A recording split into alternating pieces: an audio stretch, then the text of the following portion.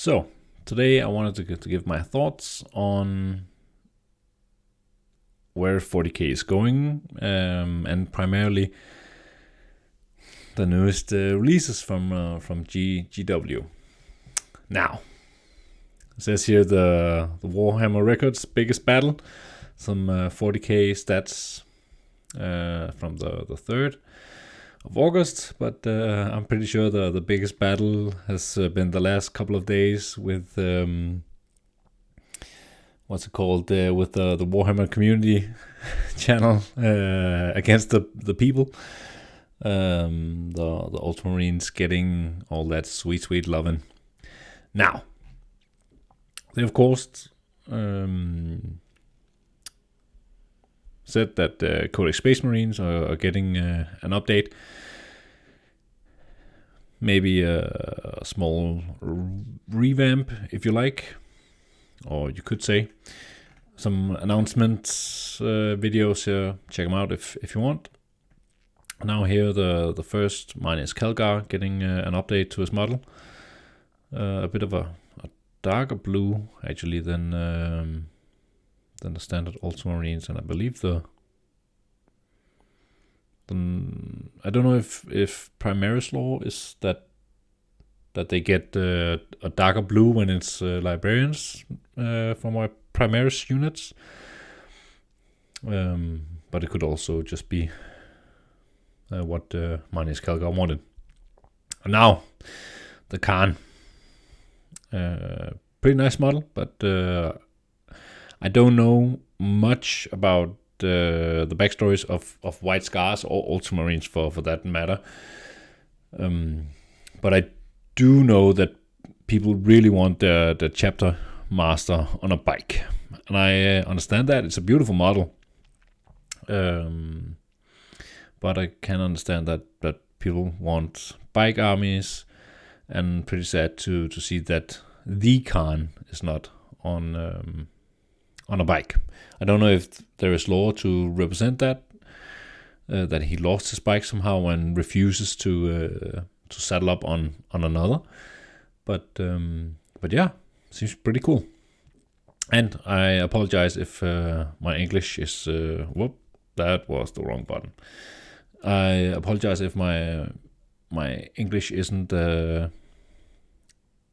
excellent, since I'm a Dane and English is a second language for me, and for some reason my vocal abilities, my languages have somewhat been deteriorating in my ability to speak fluently, especially English, over the last couple of years. But I try my best. It could just be that I haven't used English as much as I should have to keep it up to date.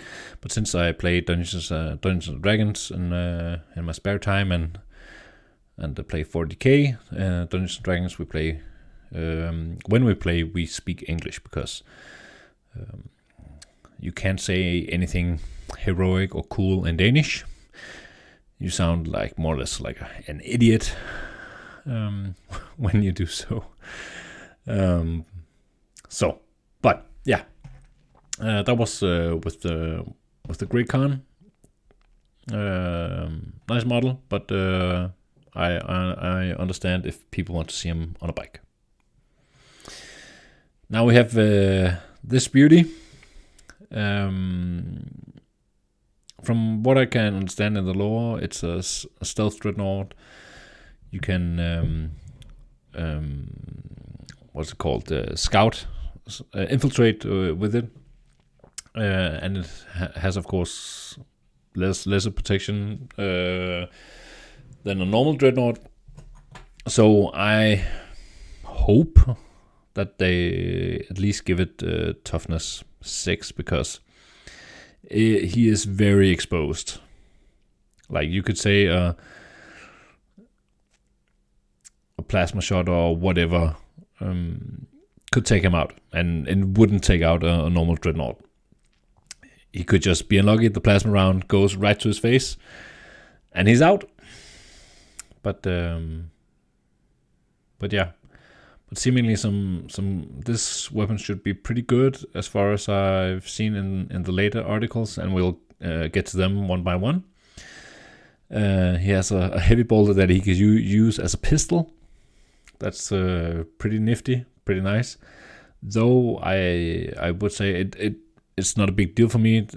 A big mechanized unit should be able to do stuff in melee. I also think that if you have flamethrowers, especially on dreadnoughts, you should be able to use them while you're in close combat, because that is the most efficient time to actually use flamers when they're getting swarmed in the actual charge and whatnot. You should be able to just spill promethium all over them. Yeah. But yeah, it does. In my mind, it doesn't look amazing, but yeah. Now we're down to the impulsor, if I remember. Yeah, impulsor. And it is more or less what people have been asking for. A dedicated transport, maybe a little. It's more of a Razorback than a Rhino that people have been comparing it with. It has a capacity of 6 people, or 6 Primaris Marines, and that's the same as a Razorback. And you have the iconic Razorback turret up here, a different weapon, but that's pretty much a homage to a 50 cal mounted on tanks up here. But yeah, I think we'll save the. It doesn't have the rules in this article, but yeah,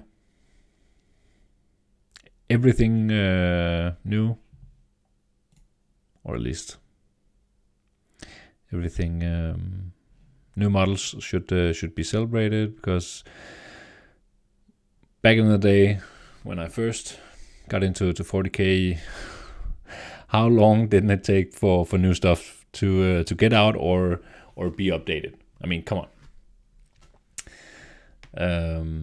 Yeah, this Primaris Lieutenant looks pretty cool. He's dropped the smoke grenade. He's attacking someone, running through the smoke screen and stabbing someone.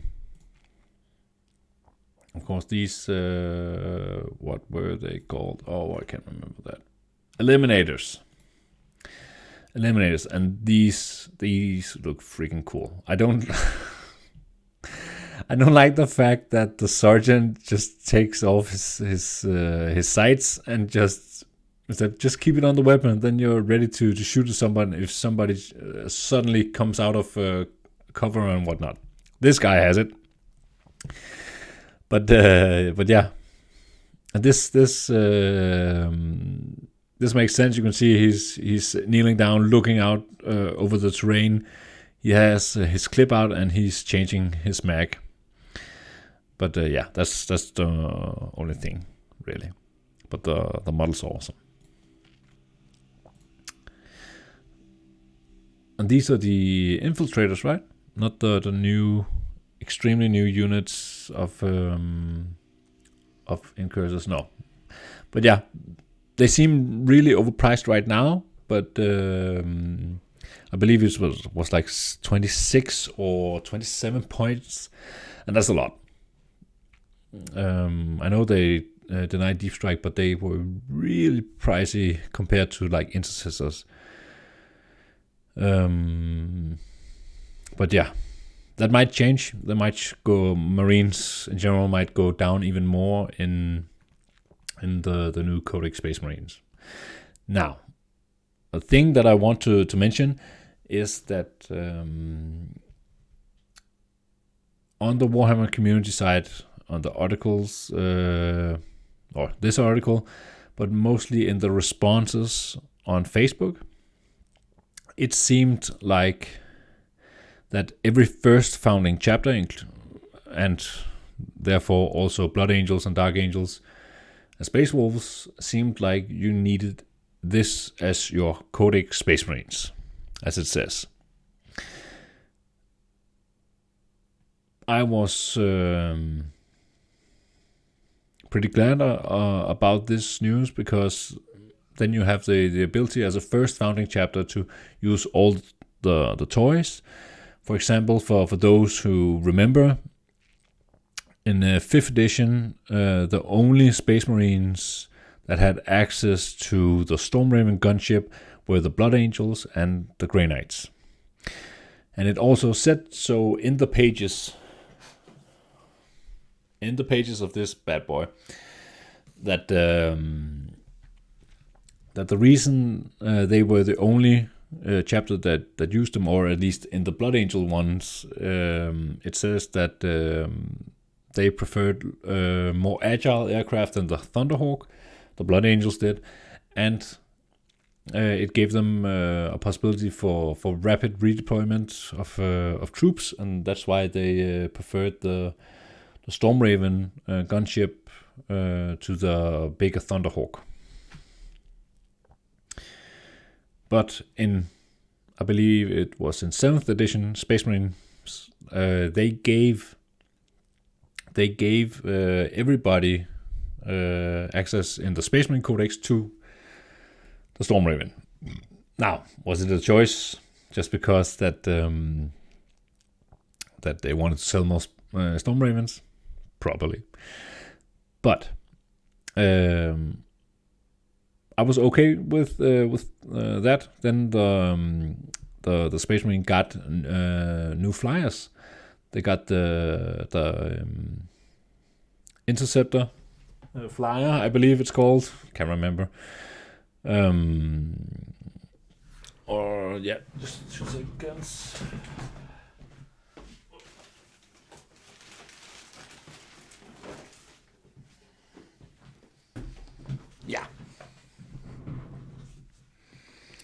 Yeah, the Stormhawk Interceptor. This bad boy right here.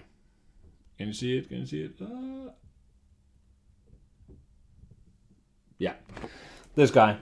And it was a Space Marine only. And that made me pretty mad. Rage, like the Blood Angel player that I am. Because in the fluff, it seemed like this was an aircraft that had been in the lore always, as it is sometimes with the older editions where they wanted to sell new kits. I had no problem with this, but it was exclusive to Codex Space Marines. So they took a unit that was exclusive to Blood Angels and Grey Knights and gave it to Codex Space Marines. But when they released new models like the Stormhawk Interceptor, they made it an exclusive to Codex Space Marines. And especially, I would say, for Blood Angels who love everything with melee and with flying, since that's kind of their thing. I presume it's an oversight from the staff, from the rules writers, not giving it out to just the first founding chapters, because now the Stormhawk Interceptor and the Storm Talon is available in the Blood Angels Codex, and it wasn't before. And why wasn't it from day one, you might say, especially now that Blood Angels have no unique flyers, and that's quite alright. But to say that it's only Codex Space Marines, and not giving it out to other chapters that don't have unique flyers like the Space Wolves now have and the Dark Angels, is just silly, in my mind. And it is also an oversight if you think about it for what's it called? A profit motive, that is, because you want as many units given to as many armies as you can, if it represents the lore. And I'm a big fan of both the game, playing the game, but also the lore. And I want, of course, to see the lore reflected on the tabletop, as many others. And that's pretty much why I want to make some of these videos, is because to give my 5 cents on it. That's basically it. Now, the reason why I thought that I understand that these Codex supplements are for the chapters in Codex Space Marines, but it seemed like that in the first responses from the 40k community, that every first founding chapter would need this book as its codex, and it made sense that you have all the units available, psychic powers and whatnot. But we'll get to that in the next article. And then for the specialization of each chapter, you'll get basically a supplement. And that made me quite happy, because that's very, very interesting, especially with the doctrines and whatnot. We'll see later. But yeah, we'll get back to it. Here, Shock Assault making tip the balance back to even, get the Boulder beta rules, that Boulder discipline, that is now a rule, and we have Shock Assault to even out the melee part. So if you charged, if a unit makes a charge move, is charged, or performs a heroic intervention, add 1 to the attack characteristic of models in this unit until the end of the turn. And that is basically amazing. That is a good bump, especially for Horde armies where Space Marines are lacking pretty much. And the rest is, there's some kill team here. That's not, I've played it a couple times. It's okay, but I prefer the larger battles in 40k. And then we have the Psychic Awakening, and could be pretty much anything.